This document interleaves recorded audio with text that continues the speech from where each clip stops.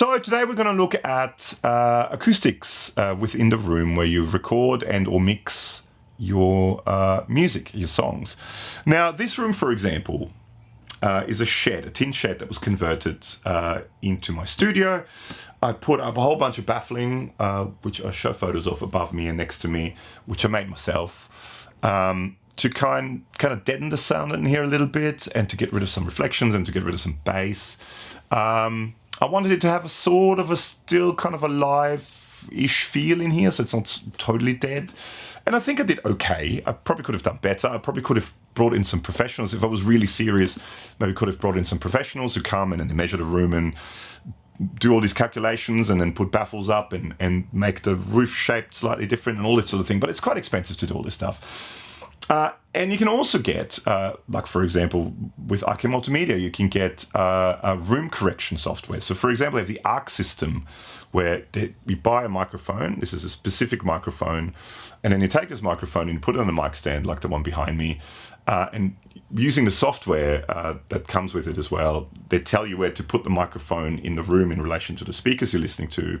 And then it makes all these noises and then it kind of EQs your room virtually, digitally, and then it gives you an EQ file that you can then apply to right at the end on your DAW in Logic or in Pro Tools or Studio One or Reaper or whatever you use, GarageBand, and that EQ curve will make your speakers when you're listening to stuff as flat of a response as possible. Meaning, when you mix stuff and you try to get bass to sound a certain way and guitars to sound a certain way, and then you take it to your living room to listen to it there, or to your car or on your phone through headphones, it will sound kind of similar.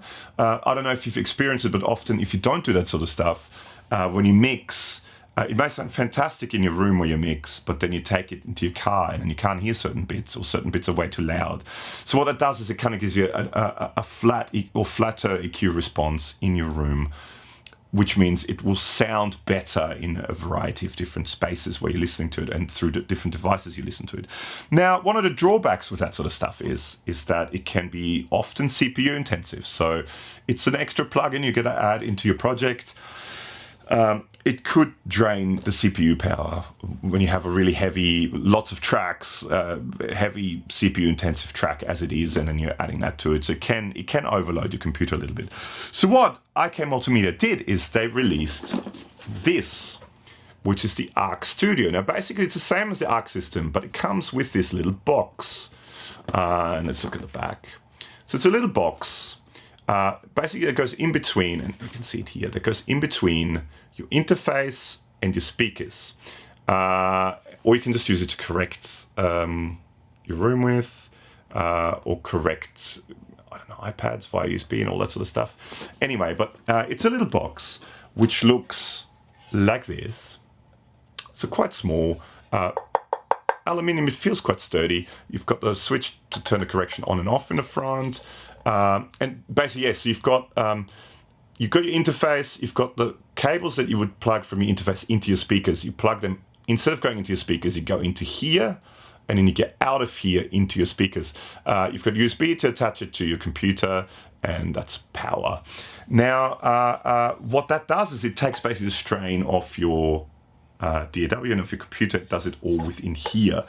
Now, what I thought I'd do today, I haven't plugged it in yet, I haven't tried it yet, is I'll plug it in, I'll quickly go through the software and have a look at setting it all up and getting it all ready, and then I'll do a treatment on my room, and then we'll kind of through the microphone, the room microphone. I don't know if it'll work in a video or not, but I'll give you my reaction to how it sounds, if there's a difference. Coming from a guitar player's point of view as well, so I'm going to run guitar, I'm going to plug an amp in through it, and listen to maybe some music through it and see if it makes a difference. So now I'm going to go over there with the other camera, this camera, and plug it all in. So back in a sec. All right, so I'm all plugged in now. I've got now, so here's my Audient ID44 interface. That is now the speaker output. So the outputs that will go to the speakers from that go into here. Then it's up the back, and then up the back, the outputs from there go to the speakers. And then I also have it connected via USB and the power. and it's on. See, so it's on. So now this is the next thing we need. We need the ARC4 Analysis software. So this is a software that kind of helps you out with what you're doing and how to set everything up and where to put the microphone. So this microphone here, I'm going to move around the room now and it's going to make noises and all that sort of stuff. Now I'm recording my voice through the other microphone that's here at the same time, but I'm using a different interface. I hope that's going to work. We will find out. Okay, so now, okay, we're using the ARC MEMS microphone. That's the one we've got. Okay, so here now you've got to set the input and output device. So input device is my Audio ID44 interface, and we're going into input channel 3. Buffer size, I don't know, leave it at that. Output device, I'm guessing is the same. And we go analog 1 and 2, yeah. So this is the microphone strength. This is the microphone here, 1, 2. Maybe turn it. Input gain up ever so slightly. I can also hear... Here I have this is the sort of control panel. That's it here. I've got it muted because I think otherwise it'll start maybe feeding back. But we'll find out if it's meant to be muted or not. All right, so let's just leave it at that. I think that looks about right. Next. Okay, so to select your typical listening area. Room configuration. Okay, so you've got a project studio monitor spot, wide area, back area, home theater. Well, definitely none of those. So you can maybe see now from the other camera back here how far the speakers are away. I don't know, it's maybe somewhere in between those two because it's quite a big desk here, but it's maybe not that far. Let's just go project studio. Yeah, project studio maybe, I think is probably... Let's just go with that. Okay, so now we've got to position the ARC microphone. So this microphone now has to go where I would usually sit. So I would usually sit right here. So I've put this in sort of head height already for me. So this is roughly head height where I would be sitting. Maybe down, that's about right. That's about where head height is. So I've got to stick it right here where I usually sit. So I'm going to put it... Ooh, and there's cables everywhere. So this will go... I'm going to say round about here is probably where I usually sit. That's probably where my head usually is. Yeah, maybe somewhere there, round about there. Let's just say there. And I'm facing it to the front. It's roughly equal from each speaker. Okay, next. Okay.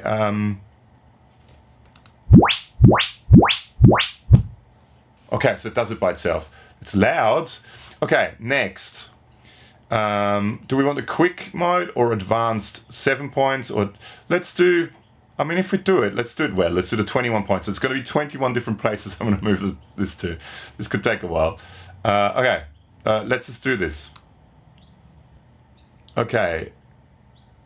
Oh, so you've got to move it up and down. Layer 1. Oh, it's sort of where my chin is. Okay, so I've got to go down. So chin height is about there. Okay, measure layer 1.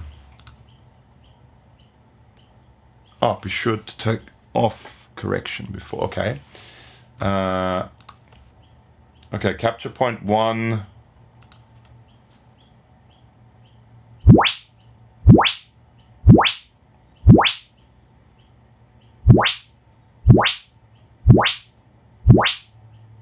Okay. Capture point 2.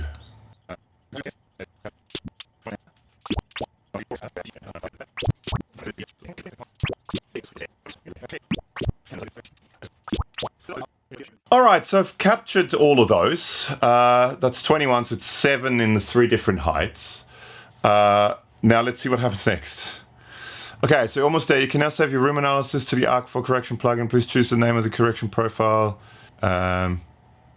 I don't know, call it Studio Time. I don't know, that'll do. Please choose the name and speaker icon from the speaker icons available. Mine, well, kind of looks like, maybe that sort of looks a bit like mine. Let's just go for that. Oh, there's more. Do we have the Yamaha speakers? Oh yeah, here, there you go. That's my speaker. There you go, right there. That looks just like mine. Save. Studio time. Okay, your room analysis has been saved and is ready for using the ARC4 for. So, or you could do another plugin. Okay, cool. So now that we've done the analysis, let's actually check out the actual ARC plugin. So it comes as a plugin form, or it comes as a standalone thing that controls the studio. Now this is the standalone app, but you can use it as a plugin as well. This is what it looks like. So basically it gives you down here measurement. It says neutral. So if you click on this, this is where studio time is. So this is the measurement that it took. So this is what the EQ curve in my room looks like. And one is that's the right, and that's the left. So it's slightly different on either side. And I guess this is what it wants to be. And then you can change here. You can make it a flat response. You can make it standard control room, that maybe a little bit heavy on the bass, a lively room. You can change sort of different types of, I guess in the end, just listen to what sounds good to you and go from there. And then you can also do virtual monitoring. So this is where it emulates, the software emulates different speakers. And kind of, I guess because it knows the EQ curve of your speakers in your room, it kind of changes it to make it similar to that. I don't know how it works. I have no idea what all these are. We've got a small aluminium 29. You've got, I don't know, their iLouds. It changes it to the IK Multimedia iLoud stuff. To a yellow 5, the old yellow 5, which has a bit of a spike here in the sort of 700 and something hertz kind of thing. You can also just have hi-fi stuff. So you can have a bookshelf hi-fi, a coaxial hi-fi.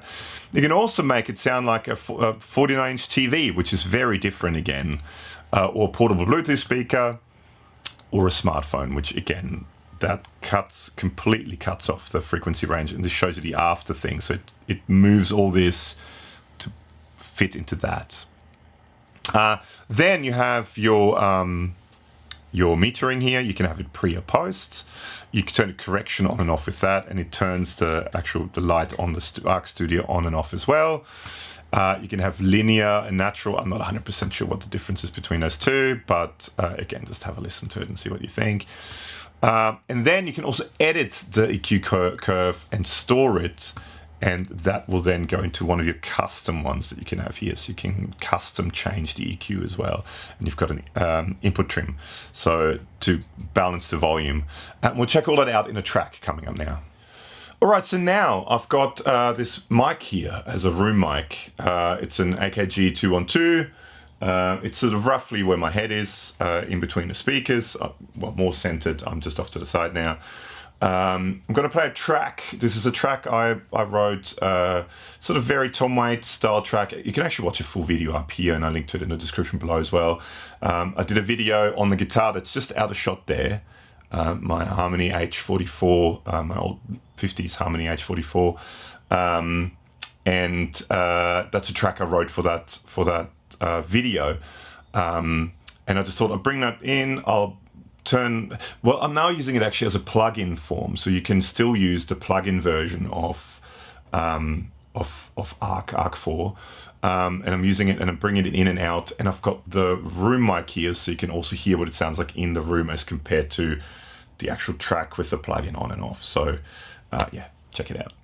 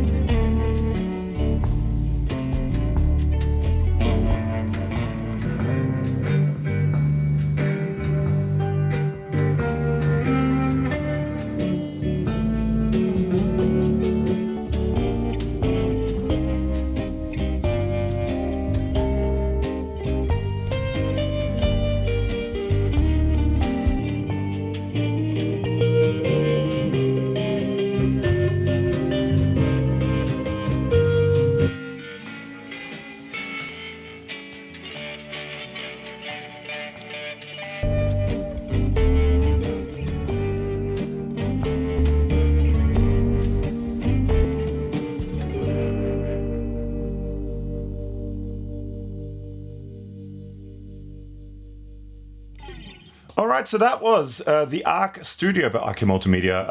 I hope you got something out of this video, and if there's anything else you want to see me do with the ARC Studio, let me know in the comments below, and I'll see if I can do another video. Now, one thing I just want to mention also is I did try it out running it without the power plugged in. So I unplugged the power, so it was not on technically, and it just let signal pass through to the speaker. So you don't have to actually, you can have it plugged in, but you don't have to have the power on. You don't actually have to have it on. It's just, I guess there's just some sort of an analog drive-through that lets the signal through. So that's, I thought, is not a bad thing, because maybe sometimes I don't want to have it on. I guess it's another power thing that you either, I don't know, it just makes it easier maybe if you don't have to have it powered on to be able to use your speakers. I just thought I'd mention that. On that note, thank you so much for watching. Please make sure to subscribe, hit the like button, notification bell, all that sort of stuff. About 90% of the viewers are not subscribed, so if you do subscribe, that helps out a lot. And if you made it this far into the video, particularly, please subscribe. Why not? So thank you, ARC Multimedia. Thank you to all you people for watching, and see you in the next one. Bye.